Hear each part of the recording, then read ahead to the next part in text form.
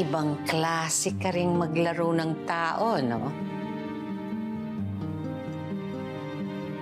Magaling. Ang galing mo, Marte.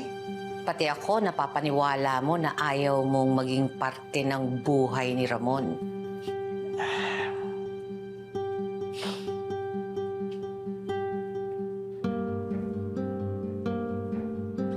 Pakikinabangan mo lahat ng pamumuhunan mo sa akin.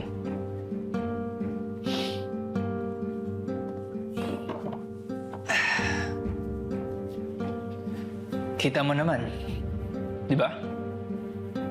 Pagpatuloy mo lang yung ginagawa mo.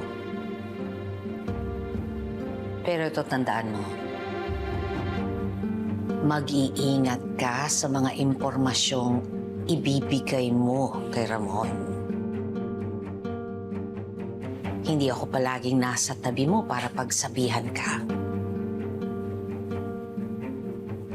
Katiting na bagay na may maamoy si Ramon. Malalaman niya ang baho mo. Plinaano ko lahat ng sasabihin ko.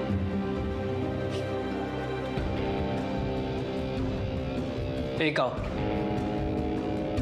anong plano mo? Paano magiging positive yung DNA test mo?